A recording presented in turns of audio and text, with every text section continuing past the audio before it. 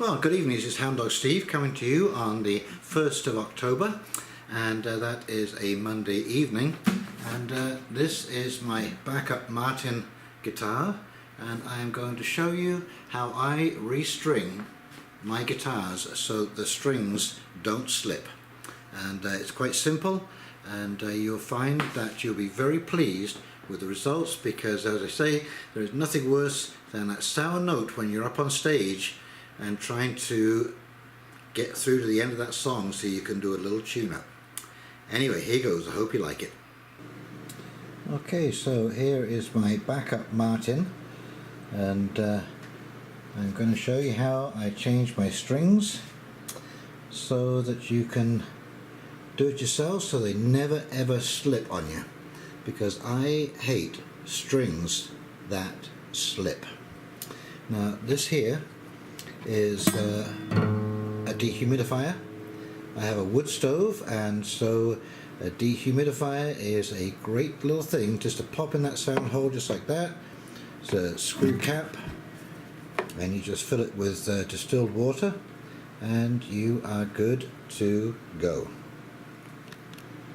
Now what I find interesting about this guitar is that other than the serial number down in the back plate of the neck here, there's really no other identification, because you know the Martins used to have a a dreadnought body or a D9 or something like that, but it all seems to have changed.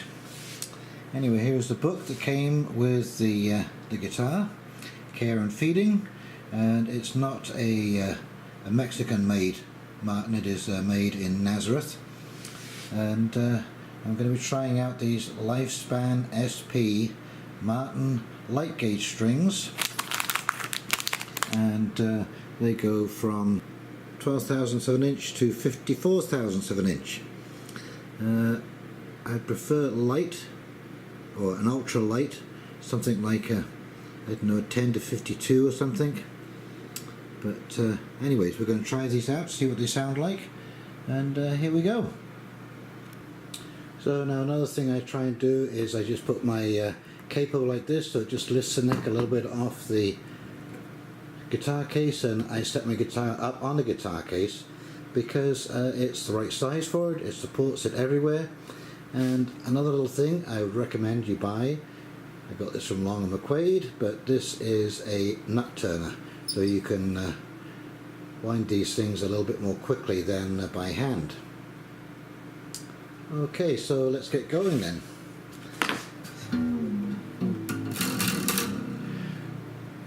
These are bronze wound strings, and I don't like them. They're a little too soft sounding for me. I like the phosphor bronze, they're a little bit more brittle.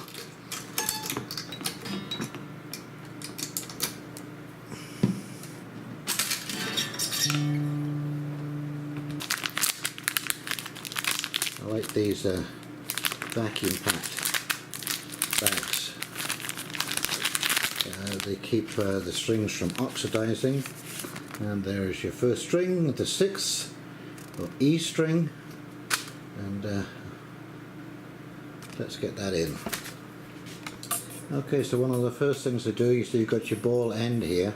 Now where that winding stops, you see right about here, okay, I just put the tiniest little kink in that.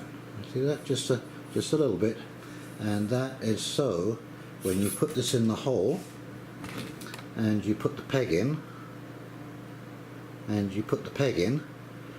this will be just out of the way enough so it won't interfere with the bottom of this peg. And also there's a little groove. So you can see that see that little groove in there? Okay, that goes towards the string, and that's to give it room to slide up and down just a little bit so it can wedge the peg in there with the ball end. And so you put that ball end in there first, line that up,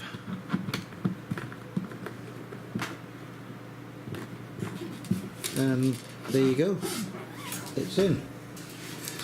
Okay, so now we come to the other end, and this is the all important bit. is how much to leave here. Well, you want to get about at least 2 or 3 wraps. It's not so bad with these round wound strings. It's once you get onto the plain strings, they tend to slip more. And of course, this is so thick, you really can't get many more than about 3 winds around this peg here. So as you can see, I've got it through. Now, we want to do this in such a way that the string comes down on the inside of this post, okay, because this keeps the string nice and straight, because you do not want to put tension on the wrong side of that peg. So what I usually do is I just wrap this around once like this to get it started.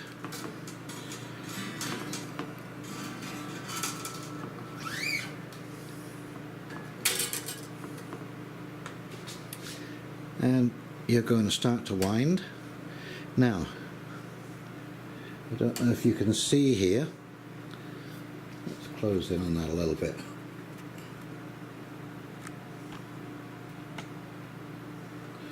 Okay, so the first wrap goes above this wire.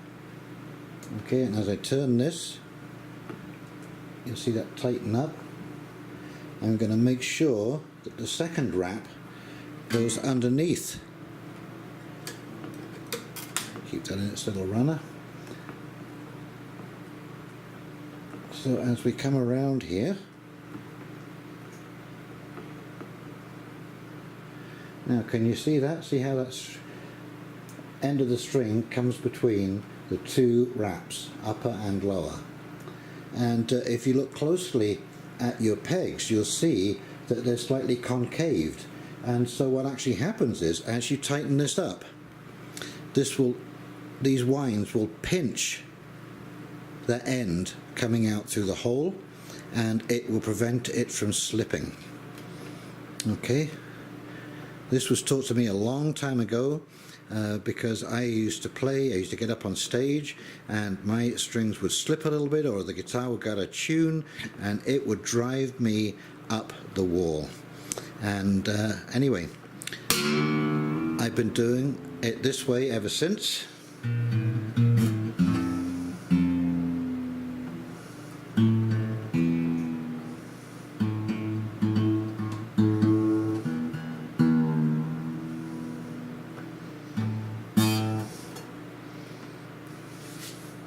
And then of course you just take your side cutters and cut that end off, and you can discard that.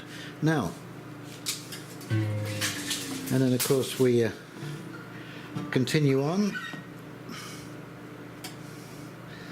with all of the other strings the same way.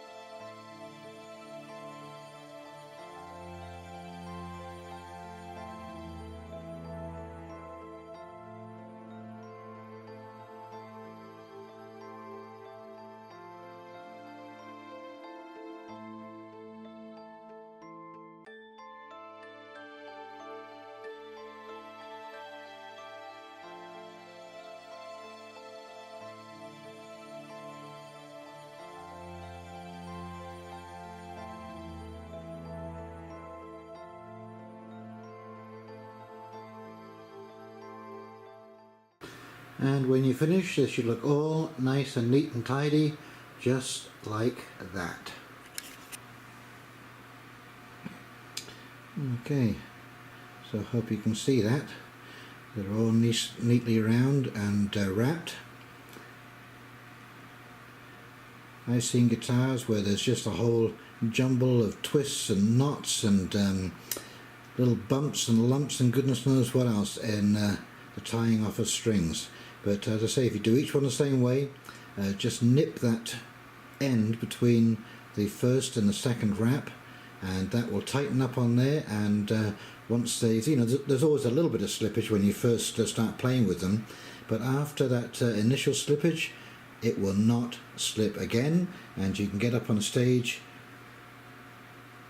safe in the mind that you are not going to go out of tune in the middle of a song, because there's nothing worse than getting that sour note. Anyway, this is Hound Dog Steve signing off. I hope you've enjoyed that little video, and I'm off to play my Martin with its new strings and see whether those coatings live up to what they say. I've used them before, the Elixir, and I didn't like them, but they didn't happen to have just the straight phosphor bronze, so I thought I'd check these out. $18 a pack. $18 a pack.